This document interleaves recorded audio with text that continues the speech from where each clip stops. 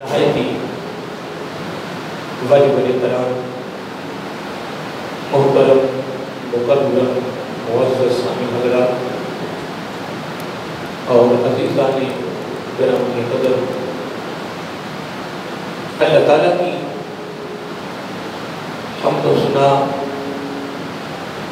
اور حضور نبی کریم صلی اللہ علیہ وآلہ وسلم کی بارگاہ عالیہ مقدسہ میں نذرانہ درود و سلام اللہ تعالیٰ کا بے حد شکر ہے،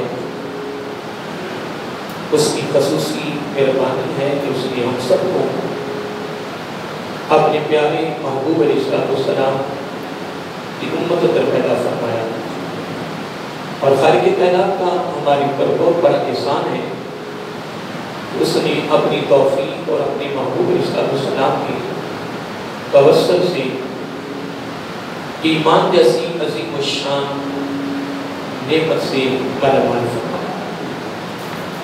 حضرات محترم، ہماری خوش نصیبی ہے کہ اللہ تعالیٰ نے ہمیں زندگی میں ایک بار یہ عظیم اور مبارک مہینہ نصیب فرمایا۔ خوش نصیب ہیں وہ لوگ جن کو اللہ تعالیٰ نے یہ عظیم اور مبارک مہینہ نصیب فرمایا، اور پھر وہ الحمدللہ اللہ تعالیٰ کی توفیق سے عبادت و ریاضت میں مصروف ہیں، صلاۃ و تراویح پڑھ رہے ہیں، اور وہ خوش نصیب لوگ ہیں جو قرآن سنا رہے ہیں، اور خوش نصیب میں وہ لوگ جو صلاۃ و تراویح کی صورت میں قرآن سن رہے ہیں، روزے رکھ رہے ہیں، سحر افطاری کر رہے ہیں، پھر رزق کی حلال ہے، پھر نبی کی ادا ہے، پھر اللہ تعالیٰ کی رضا ہے۔ اور یقیناً میں جتنی خطابات میں کر رہا ہوں اس کے اندر میں یہ بات ضرور شامل کر رہا ہوں کہ اللہ تعالیٰ کی بارگاہ میں ہر نیک عمل کی قبولیت کی سند رزق حلال ہے۔ کیا ہے؟ رزق حلال نہ کہ کوئی بغاتے نہ جائے یا ہم کسی کو بغاتے میں رکھیں، نہیں، بغاتے میں نہیں کہنا، یہ قرآن و سنت کی روشنی میں قرآن و سنت کی تعلیمات کا جو نتیجہ اور رزلٹ ہے وہ یہی ہے۔ آقا علیہ السلام کی ساری تعلیمات اٹھا کے دیکھ لیں، کوئی بھی شخص آیا ہے، کوئی صحابی آیا آقا علیہ السلام کی بارگاہ میں کہ یا رسول اللہ صلی اللہ علیہ وسلم کوئی ایسا وظیفہ بتا دیں، کوئی ایسی دعا بتا دیں، کوئی ایسا کام بتا دیں کہ میری نیکی قبول ہو جائے، میرا نیک عمل قبول ہو جائے، میری دعا قبول ہو جائے، میری عبادت و ریاضت قبول ہو جائے، میری مناجات قبول ہو جائے۔ میرے آقا علیہ السلام نے مثلاً آپ کی بارگاہ میں 1000 آدمی آیا ہے، کتنا یعنی آپ کی پوری زندگی میں کتنا آیا ہے؟ 1000، اور 1000 کا ایک ہی سوال ہے کہ یا رسول اللہ صلی اللہ علیہ وآلہ وسلم کوئی ایسا وظیفہ بتا دیں، کوئی ایسا عمل بتائیں کہ میری دعا قبول ہو جائے میری۔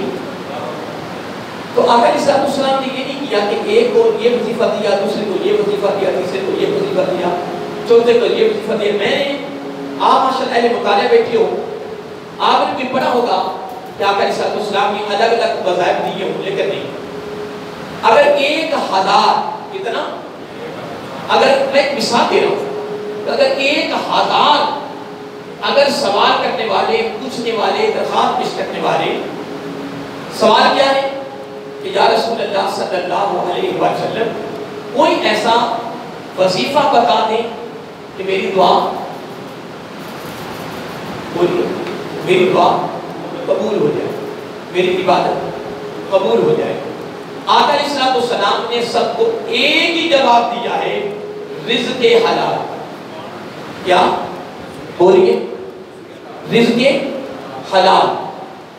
آقا علیہ السلام نے فرمایا کہ جس کی بنیاد رزق حلال پر ہے، اللہ تعالیٰ کی بارگاہ میں اس کی قبولیت کے لیے کوئی رکاوٹ نہیں، کوئی رکاوٹ نہیں ہے۔ لیکن میں اس کے ساتھ دو باتیں اور شامل کرتا ہوں۔ میری کیا ضرورت ہے کہ میں باتیں اپنی طرف سے ملاؤں، لیکن وہ بھی اس کے اندر شامل ہے۔ قرآن و سنت کی روشنی میں یہ دونوں باتیں بھی ملتی ہیں، کیونکہ من احدث فی امرنا فہو رد، وہ عمل جو نبی کی سنت کے خلاف ہے، نبی کی ادا کے خلاف ہے، اس کی رب کی بارگاہ میں کوئی وقت نہیں ہے، کوئی حیثیت نہیں ہے، کوئی مقام نہیں ہے۔ یہ بات اپنے دل کی تختی پہ لکھ لیں کہ جو عمل آقا علیہ الصلوۃ والسلام کی ادا کے مطابق ہے، الحمدللہ وہ اللہ تعالیٰ کی بارگاہ میں قبول ہے۔ لیکن میں ایک ترتیب دے رہا ہوں جو بڑی قابل توجہ ترتیب ہے۔ یہ پیغام ہے آپ کے لیے بھی اور میرے لیے بھی، رمضان مبارک کے دوسرے جمعہ مبارک پر یہ خصوصی پیغام ہے کہ ہر نیک عمل کی قبولیت کی سند کتنی بنیادیں ہیں؟ تین، بولیے تین۔ نمبر ایک، رزق حلال، کیا؟ رزق حلال۔ نمبر دو، نبی کی ادا، کیا؟ یاد رہے گا؟ رزق حلال، آقا علیہ الصلوۃ والسلام کی ادا، اللہ تعالیٰ کی رضا۔ کیوں کہ جس عمل میں رب کی رضا شامل نہیں، رب کی خوشنودی شامل نہیں، رب کی منشا شامل نہیں، رب کو راضی کرنا شامل نہیں، ریاکاری ہے، دکھلاوا ہے، نمود و نمائش ہے، شوبازی ہے، اس میں اللہ تعالیٰ کی رضا شامل نہیں، تو یہ اس کا عدل فیصلہ ہے کہ عمل قبول کیا ہونا، اللہ تعالیٰ کو جلال آ جاتا ہے کہ سجدہ تو میری بارگاہ میں کر رہا ہے، راضی تو کسی کو کر رہا ہے، دھوکہ دے رہا ہے مجھے۔ اور آگے چلیں تو حدیث پاک کے اندر جاتا ہے، اللہ معاف کرے، کہ قیامت کا دن ہوگا، کیا؟ بولیے، قیامت کا دن ہوگا، دنیا کھڑی ہوگی، دنیا کھڑی ہوگی میدان حشر میں، اور وہاں سے لوگ گزر رہے ہوں گے، اور ان کے اعمال اتنے اتنے پیارے ہوں گے، یہ الفاظ ہیں، اتنے پیارے، اتنے خوبصورت ہوں گے، اور جناب انبار لگے ہوں گے، انبار، پہاڑوں کی مانند عمل ہوں گے، اور ہوں گے بھی خوبصورت، ہوں گے بھی بڑے پیارے، اور ہوں گے بھی انبار۔ اور جب وہ گزر رہے ہوں گے نا تو لوگ آپس میں چی مہویاں کریں گے، گفتگو کریں گے آپس میں، یار یہ لوگ تو اللہ کے دربار میں کامیاب ہیں۔ کیا ہے؟ یہ لوگ آپس میں باتیں کر رہے ہیں، وہ جو لوگ کھڑے ہوں گے نا وہ باتیں کر رہے ہوں آپس میں کہ یہ لوگ کیا ہیں؟ کامیاب ہیں۔ کیوں؟ کہ ان کے اعمال بھی خوبصورت ہیں اور ہیں بھی انبار۔ اب جب وہ اللہ تعالیٰ کے دربار میں جائیں گے، میں ایک حدیث کا مکمل مفہوم پیش کر رہا ہوں۔ حضور نبی کریم علیہ الصلوۃ والسلام نے فرمایا، جب وہ اللہ کے دربار میں جائیں گے نا تو اللہ تعالیٰ کو اتنا جلال آئے گا، جس کو ہم اپنی بولی میں غصہ کہتے ہیں، ایک جلال کا لفظ ادب کا ایک تقاضا ہے۔ اللہ تعالیٰ کو جلال اتنا آ جائے گا کہ اللہ تعالیٰ فرشتوں کو جلال میں فرمائے گا، فرمایا ان کو بھی اور ان کے اعمال کو بھی جہنم میں پھینک دو، نہ مجھے غرض ہے ان سے، نہ مجھے غرض ہے ان کے اعمال سے۔ اس لیے کہ وہ اعمال اللہ تعالیٰ کی رضا پر مبنی نہ تھے، نبی کی ادا کے مطابق نہ تھے، رزق حلال کی بنیاد پر وہ اعمال نہ تھے۔ تو دوستو، یہ بات فقط سنانا مقصود نہیں ہے، صرف سننا مقصود نہیں ہے، میرے لیے بھی پیغام ہے اور آپ کے لیے بھی پیغام ہے، دونوں گھروں کے لیے پیغام ہے۔ اور اگر کہیں گے کوئی بات نہیں، ایسا نہیں، یہ مغالطہ ہے، کبھی مغالطے میں نہیں جانا۔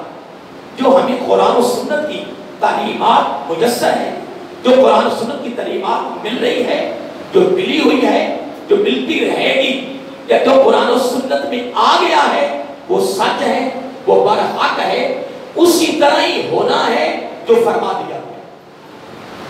من مرضی میں تو کوئی بات بھی رب کی بارگاہ میں قبول نہیں ہے، قبول ہوئی. اب دیکھیں میں ابھی اپنا موضوع نہیں شروع کیا, یہ طویل گفتگو میں رمضان کے حوالے سے میں دو باتیں کر رہا ہوں. مثلا افطاری ہے, کیا ہے افطاری کا مطلب کیا ہے؟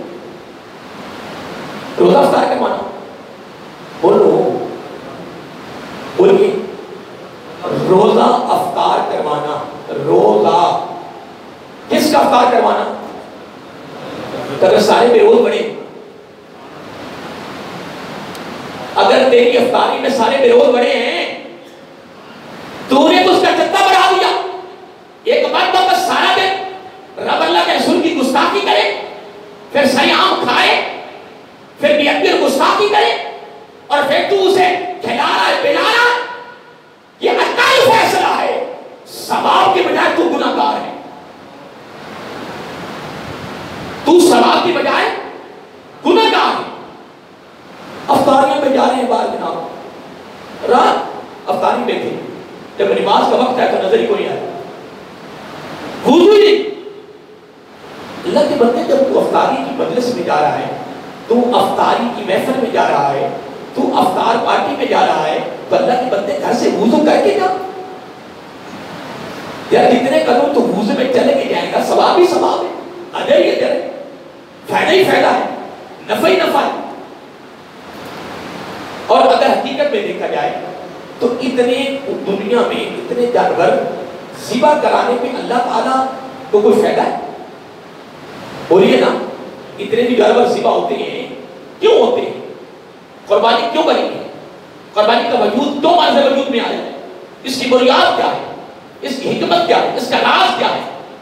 اگر خدا کی قسم, اگر فقط قربانی کو کھولا جائے اس میں حکمت کیا ہے, راز کیا ہے, قربانی کیوں بنی ہے, تو خدا کی قسم کی حکمتوں کے سمندر بہہ گئے. لیکن ہم نے حکمتوں کو بس پوچھ ڈالا, ہم نے اس حکمتوں کو نہ دیکھا. ٹائم نہیں, وقت نہیں, علم ہی نہیں, ذوق نہیں, فکر نہیں, درد نہیں ہے. ہم کیوں اس حکمت کو دیکھیں, ہم اس حکمت کی طرف کیوں جائیں؟ اگر حکمت کو دیکھ لیتے تو کبھی ایسا نہ ہوتا کہ تو نے قربانی کی, میں نے کی, میرا گوشت تیری طرف, میرا گوشت میری طرف. اور سب سے بڑی حکمت جن کے لیے یہ پروگرام بنا تھا وہ اپنے دروازوں کو تک کریں کہ میرے گھر میں گوشت ہے. کون دینے جائے میرے گھر میں گوشت؟ اور اگر تو زکات کا اگر تو ٹرک اتارنا ہے, زکات فرض ہے, کیا ہے بولیے؟ ہاں دیکھیے صدقہ خیرات ہے, صدقہ خیرات میں حقدار نہ حقدار لے جائیں تو غلط بات ہے. زکات فرض ہے. زکات جب تک حقدار تک زکات نہیں پہنچے گی تیری زکات ساقط نہیں ہوگی, یہ فریضہ کبھی بھی ادا نہیں ہوگا. اب زکات کی ادائیگی کے لیے تمہیں محنت کرنی پڑے گی, تلاش کرنا ہوگا کہ حقدار کون کون ہے. حقدار تک جب تک زکات نہیں پہنچے گی تیرا زکات کا فریضہ ادا نہیں ہوگا, ساقط نہیں ہوگا. اسی طرح ذمہ دار ہے. بڑی احتیاط کی ضرورت ہے, بڑی احتیاط کی ضرورت ہے. لوگوں کوئی شرم کی بات نہیں, ادھر کی کوئی شرم کی بات نہیں. یہی لوگ ایسے مشرکوں کہتے ہیں ملا بنا ہوا ہے کہ شرماتے شرماتے جب دوزخ دنیا پہنچا. نہیں محترم, شرمانا نہیں ہے.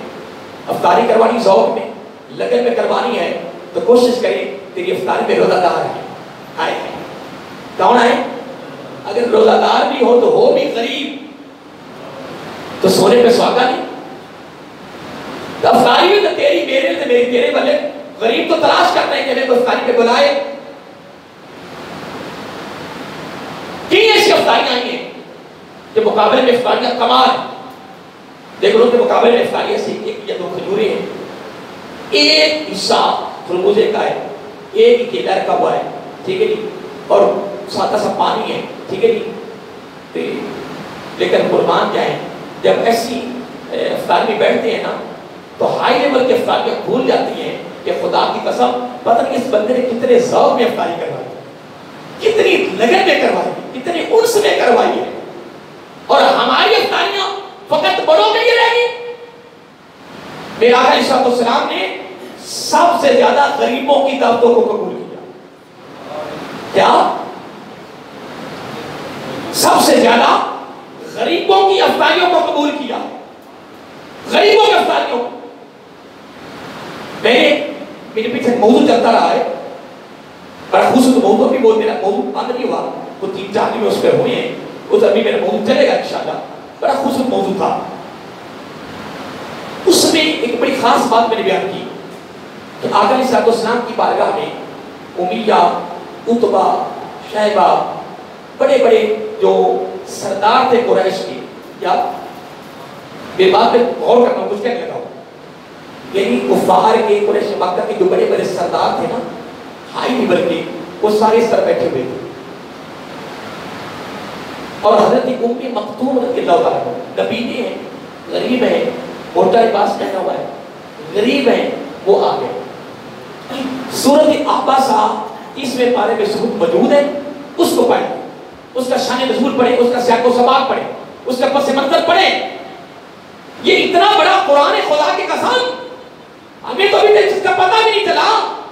ہم تو, مجھے 35 سال ہو گئے یہاں رہتے ہوئے, تقریریں کرتے ہوئے, کوئی 29-30 سال حفظ پڑھاتے ہو گئے ہیں. ایسے لگتا ہے جس طرح قرآن کے قریب بھی نہیں آئے.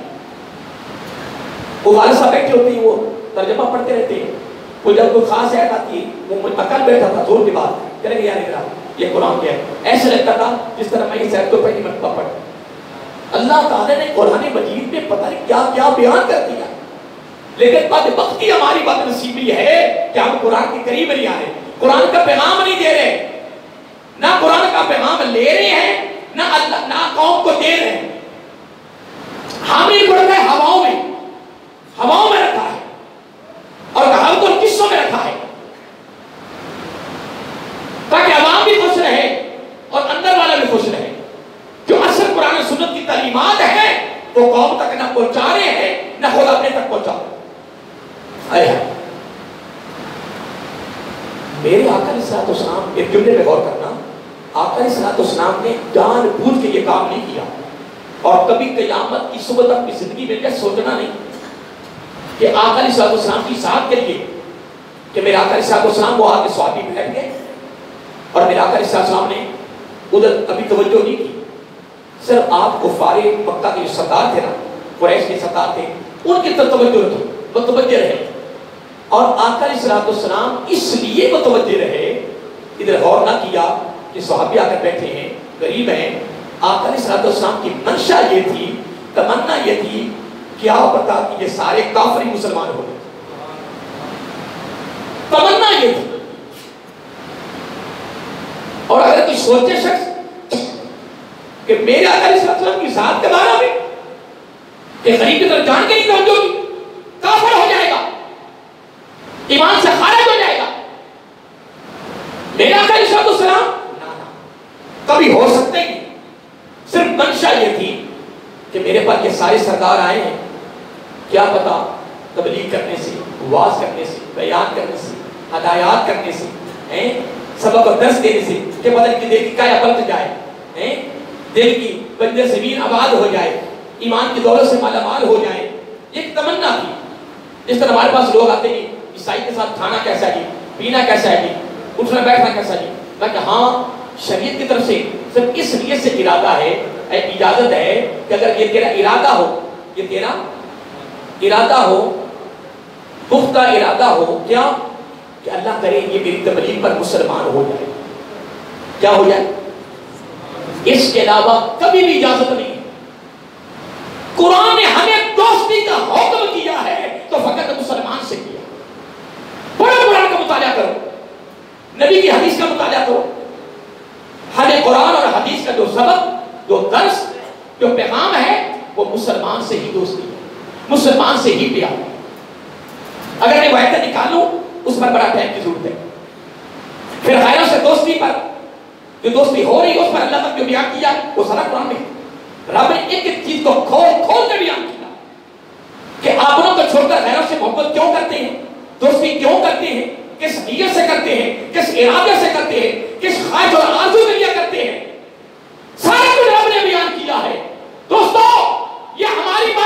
کی بھی ہے کہ ہم قرآن کے قریب نہیں آ رہے، ورنہ رب کا کلام 30 پارے 6000 سے زائد قرآن کی آیات، رب نے تو کوئی چیز چھوڑی نہیں ہے، ایک ایک چیز کھول کھول کے بیان کر۔ توجہ رکھنا جملہ آقا علیہ السلام نے، ان کی یہ تمنا یہ تھی کہ یہ سارے کیا ہو جائیں، بولیے نا سارے، یہ مسلمان ہو جائیں۔ اللہ تعالیٰ کو یہ بھی پسند نہیں آیا، اللہ تعالیٰ کو یہ بھی پسند نہیں آیا۔ رب نے فرمایا میرے محبوب صلی اللہ علیہ وآلہ وسلم دین چلے گا بھی ان سے، دین عروج پائے گا بھی ان سے۔ اللہ اکبر، ہائے ہائے۔ اور حقیقت بھی ہے، تم کبھی قریب بڑھ کے دیکھ لو کہ ابتدائی اسلام میں جتنے لوگ تھے، وہ کسی کا غلام تھا، وہ کسی کا غلام تھا، وہ کسی کا نوکر تھا، وہ کسی کا خادم تھا، وہ کسی کا محتاج تھا، وہ کسی کا محتاج تھا۔ قربان جائیں، دور نہ جاؤ، حضرت بلال حبشی کو دیکھ رضی اللہ تعالیٰ عنہ، امیر تھا، کبیر تھا، دولت مند تھا، کاروباری تھا، وہ بڑا تاجر تھا، غریب تھا، غریب گھرانے کا تھا، کسی اور علاقے کا تھا، کسی امیر کا غلام تھا، نوکر تھا، خادم تھا، لیکن خدا کی عزت کی قسم جب دل پر کیا، دل پر دین اور رسالت کا تیر لگا، پھر دل کی شرک اور بدعت والی بدعت سڑی جب زرخیز ہوئی، جب آباد ہوئی، تو پھر مدنی پتھر بھی رکھے جا رہے ہیں، گلے میں رسی ڈال کر گھسیٹا بھی جا رہا ہے، صدائیں ہو رہی ہے۔ ایک ایک کافر بڑے بڑے پہلوان تھے، مار مار کے تھک جاتا، دوسرا تھا وہ تھک جاتا، تیسرا تھا وہ تھک جاتا، کہتے چھوڑ دو، اللہ کہتا نہیں، اس دن میں محبت پیدا ہوتی ہے، دنیا کی کوئی طاقت میرے دامن سے نکال نہیں سکتی۔ آئے آج ہم نے کیا کیا؟ ہاتھ کھڑا کرو، تم میں سے دے کر کیا کام کر رہے؟ میں نہیں کھڑا کر سکتا، خدا کی قسم میرے سب نے قرآن پڑھا ہے، میں چند روایتیں آپ کسی کتاب میں پڑھی ہیں، کتاب ہی بند کر دی، آج جمعے پڑھانے کو دل نہیں کرتا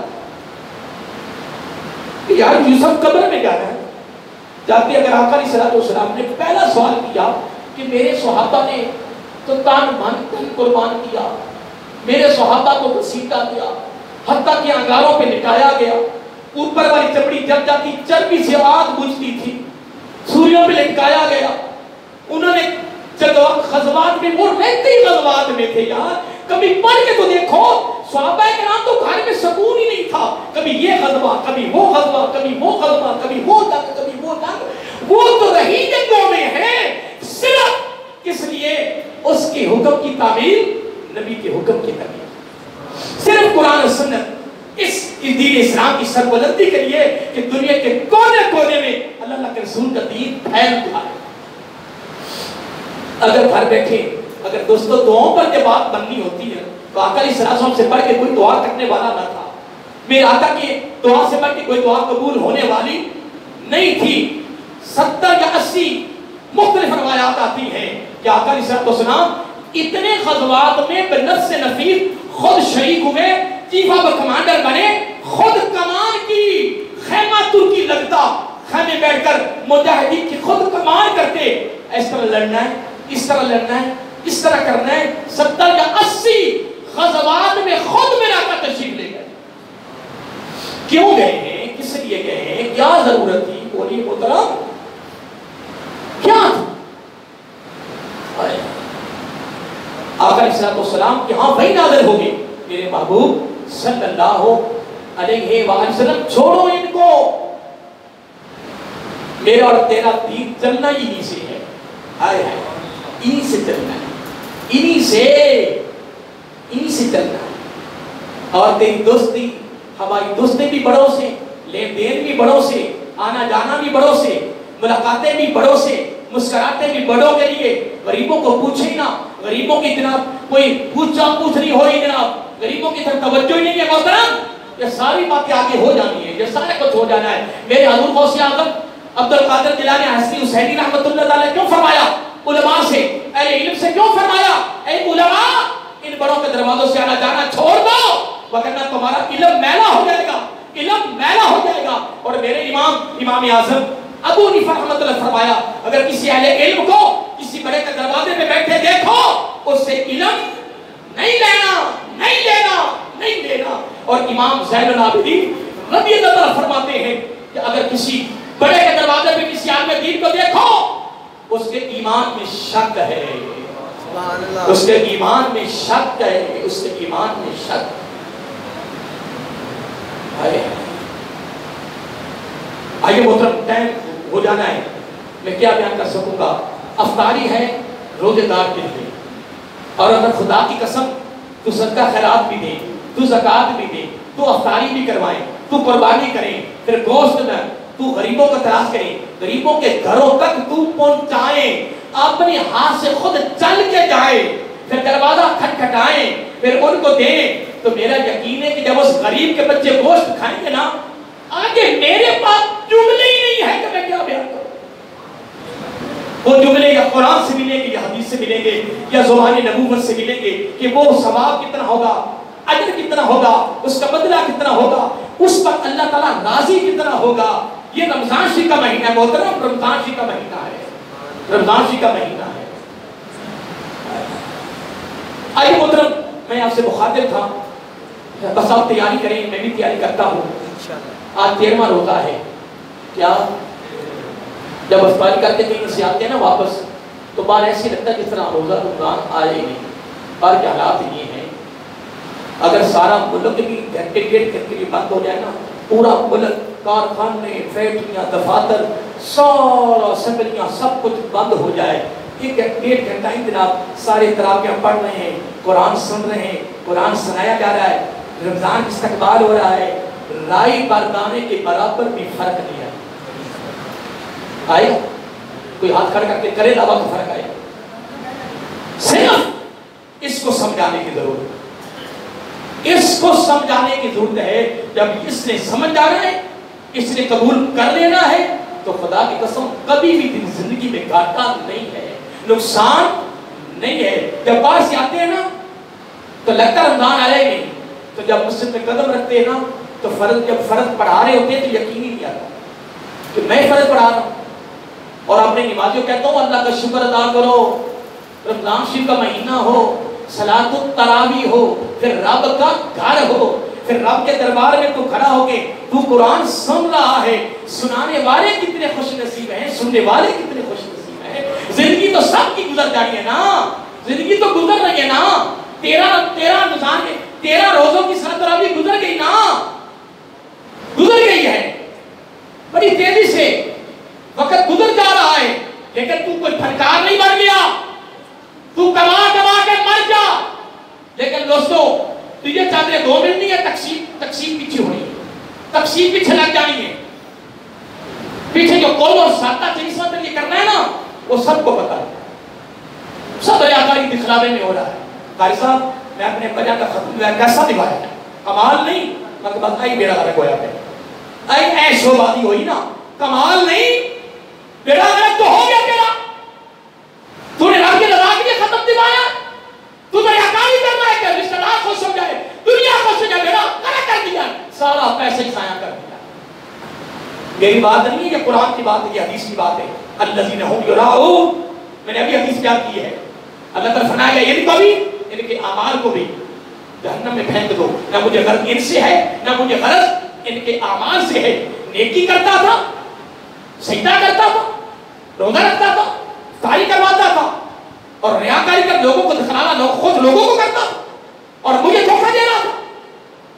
اللہ تعالیٰ فرماتا ہے مجھے دھوکہ کون دے سکتا ہے، مجھے دھوکہ دے سکتا ہے؟ کیسے ہے جب یخادعون اللہ والذین آمنوا ما یخدعون الا انفسهم وما یشعرون۔ وہ دھوکہ دیتے اللہ تعالیٰ کو اور اس کے رسول کو، مومنوں کو۔ میں فرماتا کون دھوکہ دے سکتا ہے؟ آئے کی جگہ پڑھ رہا تھا وَلِلَّهِ الْعِزَّةُ وَلِرَسُولِهِ وَلِلْمُؤْمِنِينَ وَلَكِنَّ الْمُنَافِقِينَ لَا يَعْلَمُونَ۔ رب نے کمال بھی کر دیا، یہ قرآن ہے، فرمایا میری عزت، میرے رسول کی عزت صلی اللہ علیہ وسلم اور میرے محمد بندوں کی عزت، فرمایا وَلَكِنَّ الْمُنَافِقِينَ لَا يَعْلَمُونَ۔ منافقین کو کیا پتا ہے کہ ان کا مقام کیا ہے، مخالفین کو کیا پتا ہے کہ ان کی عزت اور وقار کیا ہے۔ آگے محترم جس حد میں گفتگو کرنا چاہتا ہوں، یہ تو تمہیدی گفتگو میں 2-4 باتیں رمضان شریف کے حوالے سے تھی، بس ایک بات کرنا چاہتا ہوں میدان بدر کے لیے اللہ تعالیٰ، یہ میری بس خوش نصیبی ہے کہ میں اپنی زندگی میں میدان بدر کی میں نے ناغہ نہیں ہونے دیا، بس حاضر لگواتا ہوں اپنی بھی اور آپ کی بھی، یہ خوش نصیبی ہماری، کیونکہ میدان بدر میں 313 جو صحابہ گئے تھے نا رضی اللہ تعالیٰ اجمعین، اللہ تعالیٰ نے ان کے ساتھ بڑی محبت کی ہے، اتنی محبت کی تو تمہیں حدیثوں کا مطالعہ کرو نا۔ میں نا ایک صحابی کے بارے میں پڑھ رہا تھا، حضرت حاتف رضی اللہ تعالیٰ، حضرت حاتف، الف اور با، حاتف رضی اللہ تعالیٰ عنہ، اس کا خادم کا ایک نوکر تھا، حضور نبی کریم علیہ السلام کی بارگاہ میں حاضر ہوا، اس نے شکایت کی، کیا؟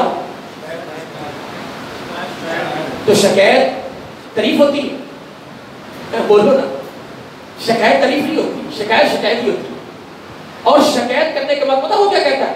کہتا ہے وہ دوزخ میں جائے گا، کیا؟ دوزخ میں جائے گا۔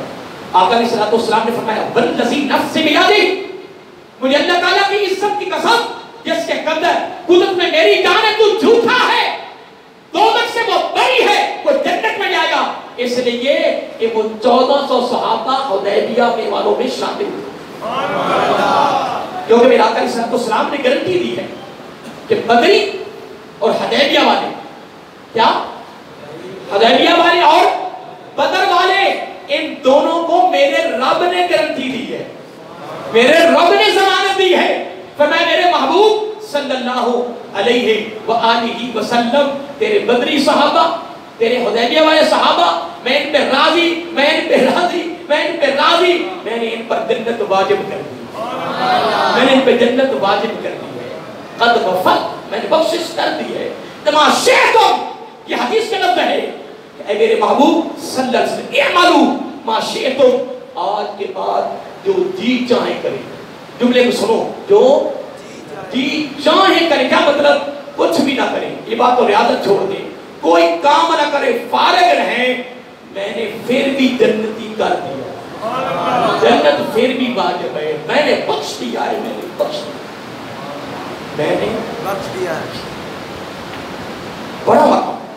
دیکھیں آپ ماشاءاللہ سب اہل علم بیٹھے ہو، پڑھے لکھے لوگ بیٹھے ہو، غور کرنا ایک جملے میں، یہ پہلی جنگ تھی جو غزوہ بدر میں، میدان بدر میں ہوئی ہے، یہ اسلام اور کفر کی پہلی جنگ تھی، اس سے پہلے کوئی جنگ نہیں ہوئی، کوئی قتل و غارت کا سلسلہ، ہاں ویسے کفار مکہ کی لڑائیاں چلتی تھی 40 سال 50 سال 60 سال، بڑی بڑی طویل لڑائیاں چلتی آ رہی ہیں، جس طرح آج بھی ہے، اس نے ان کا قتل کر دیا، اس نے ان کا قتل کر دیا، کہ قتلوں کے اندر جا رہے ہیں، زمینوں کے تنازع پر، مکانوں کے تنازع پر، جائیداد کے تنازع پر، لڑ لڑ کے مرے، کوئی جائیداد کسی کے کام نہ، یہ اندر تیش ہے۔